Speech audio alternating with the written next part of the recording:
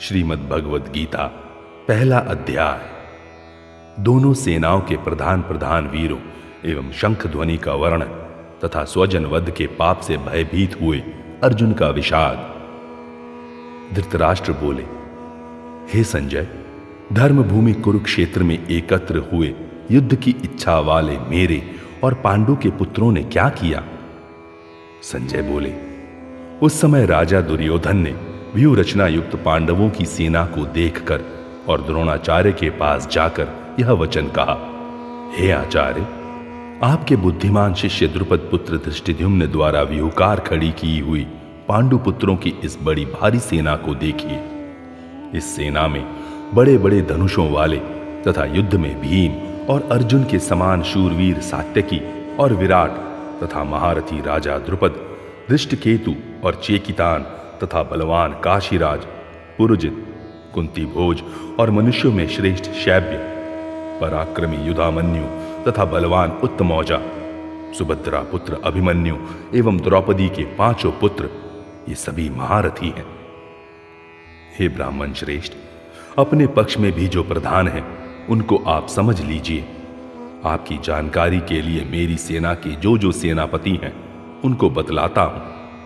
आप द्रोणाचार्य और पितामह भीष्म तथा कर्ण और संग्राम विजयी कृपाचार्य तथा वैसे ही अश्वत्थामा, विकर्ण और सोमदत्त का पुत्र भूरिश्रवा और भी मेरे लिए जीवन की आशा त्याग देने वाले बहुत से शूरवीर, अनेक प्रकार के शस्त्रास्त्रों से सुसज्जित और सबके सब युद्ध में चतुर हैं। भीष्म पितामह द्वारा रक्षित हमारी वह सेना सब प्रकार से अजेय है और भीम द्वारा रक्षित इन लोगों की यह सेना जीतने में सुगम है। इसलिए सब मोर्चों पर अपनी अपनी जगह स्थित रहते हुए आप लोग सभी निस्संदेह भीष्म पितामह की सब ओर से रक्षा करें। कौरवों में वृद्ध बड़े प्रतापी पितामह भीष्म ने उस दुर्योधन के हृदय में हर्ष उत्पन्न करते हुए उच्च स्वर से सिंह की दहाड़ के समान गरज कर शंख बजाया।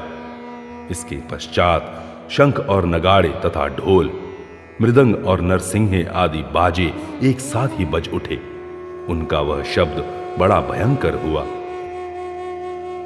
इसके अनंतर सफेद घोड़ों से युक्त उत्तम रथ में बैठे हुए श्री कृष्ण महाराज और अर्जुन ने भी अलौकिक शंख बजाया। श्री कृष्ण महाराज ने पांचजन्य नामक, अर्जुन ने देवदत्त नामक और भयानक कर्म वाले भीमसेन ने पौंड्र नामक महाशंख बजाया।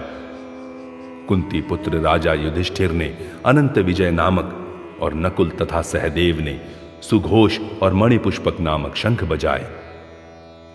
श्रेष्ठ धनुष वाले काशीराज और महारथी शिखंडी एवं धृष्टद्युम्न तथा राजा विराट और अजेय सात्यकी, राजा द्रुपद एवं द्रौपदी के पांचों पुत्र और बड़ी भुजा वाले सुभद्रा पुत्र अभिमन्यु, इन सभी ने हे राजन अलग अलग शंख बजाए और इस भयानक शब्द ने आकाश और पृथ्वी को भी गुंजाते हुए धार्त राष्ट्रों के यानी आपके पक्ष वालों के हृदय विदीर्ण कर दिए। हे राजन, इसके बाद कपिध्वज अर्जुन ने मोर्चा बांधकर डटे हुए धृतराष्ट्र संबंधियों को देखकर उस शस्त्र चलने की तैयारी के समय धनुष उठाकर ऋषिकेश श्री कृष्ण महाराज से यह वचन कहा, हे अच्युत, मेरे रथ को दोनों सेनाओं के बीच में खड़ा कीजिए और जब तक कि मैं युद्ध क्षेत्र में डटे हुए युद्ध के अभिलाषी इन विपक्षी योद्धाओं को भली प्रकार देख लूं कि इस युद्ध रूप व्यापार में मुझे किन किन के साथ युद्ध करना योग्य है, तब तक उसे खड़ा रखिए। दुर्बुद्धि दुर्योधन का युद्ध में हित चाहने वाले जो ये राजा लोग इस सेना में आए हैं, इन युद्ध करने वालों को मैं देखूंगा। संजय बोले, हे धृतराष्ट्र, अर्जुन द्वारा इस प्रकार कहे हुए महाराज श्री कृष्णचंद्र ने दोनों सेनाओं के बीच में भीष्म और द्रोणाचार्य के सामने तथा संपूर्ण राजाओं के सामने उत्तम रथ को खड़ा करके इस प्रकार कहा, हे पार्थ, युद्ध के लिए जुटे हुए इन कौरवों को देख। इसके बाद पृथापुत्र अर्जुन ने उन दोनों ही सेनाओं में स्थित ताऊ चाचों को, दादों परदादों को, गुरुओं को, मामाओं को, भाइयों को, पुत्रों को, पौत्रों को तथा मित्रों को, ससुरों को और सुहृदों को भी देखा। उन उपस्थित संपूर्ण बंधुओं को देखकर वे कुंती पुत्र अर्जुन अत्यंत करुणा से युक्त होकर शोक करते हुए यह वचन बोले। अर्जुन बोले, हे कृष्ण, युद्ध क्षेत्र में डटे हुए युद्ध के अभिलाषी इस स्वजन समुदाय को देखकर मेरे अंग शिथिल हुए जा रहे हैं और मुख सूखा जा रहा है तथा मेरे शरीर में कंप एवं रोमांच हो रहा है। हाथ से गांडीव धनुष गिर रहा है और त्वचा भी बहुत जल रही है तथा मेरा मन भ्रमित सा हो रहा है, इसलिए मैं खड़ा रहने को भी समर्थ नहीं हूं। हे केशव, मैं लक्षणों को भी विपरीत ही देख रहा हूं तथा युद्ध में स्वजन समुदाय को मारकर कल्याण भी नहीं देखता। हे कृष्ण, मैं न तो विजय चाहता हूं और न राज्य तथा सुखों को ही। हे गोविंद, हमें ऐसे राज्य से क्या प्रयोजन है अथवा ऐसे भोगों से और जीवन से भी क्या लाभ है। हमें जिनके लिए राज्य, भोग और सुखादि अभीष्ट हैं, वे ही ये सब धन और जीवन की आशा को त्याग कर युद्ध में खड़े हैं। गुरुजन, ताऊ चाचे, लड़के और उसी प्रकार दादे, मामे, ससुर, पौत्र, साले तथा और भी संबंधी लोग हैं।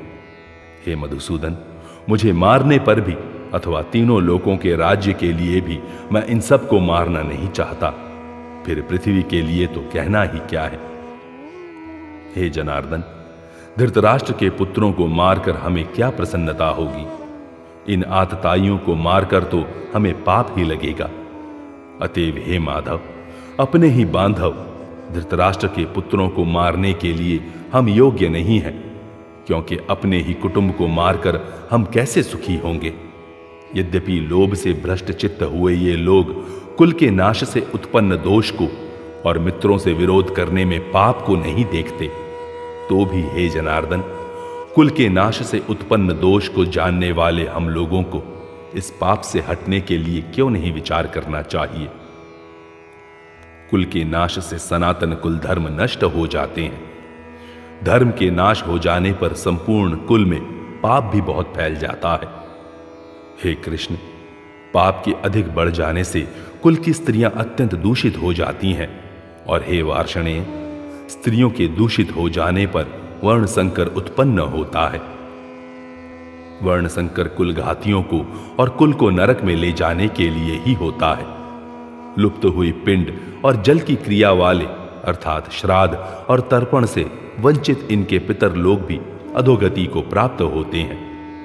इन वर्ण संकर कारक दोषों से कुल घातियों के सनातन कुल धर्म और जाति धर्म नष्ट हो जाते हैं। हे जनार्दन, जिनका कुल धर्म नष्ट हो गया है, ऐसे मनुष्यों का अनिश्चित काल तक नरक में वास होता है, ऐसा हम सुनते आए हैं। हा शोक, हम लोग बुद्धिमान होकर भी महान पाप करने को तैयार हो गए हैं, जो राज्य और सुख के लोभ से स्वजनों को मारने के लिए उद्यत हो गए हैं। यदि मुझ शस्त्र रहित एवं सामना न करने वाले को शस्त्र हाथ में लिए धृतराष्ट्र के पुत्र रण में मार डालें, तो वह मारना भी मेरे लिए अधिक कल्याणकारक होगा। संजय बोले। रणभूमि में शोक से उद्विग्न मन वाला अर्जुन इस प्रकार कहकर बाण सहित धनुष को त्याग कर रथ के पिछले भाग में बैठ गया। इस प्रकार अर्जुन विषाद योग नामक पहला अध्याय पूरा हुआ।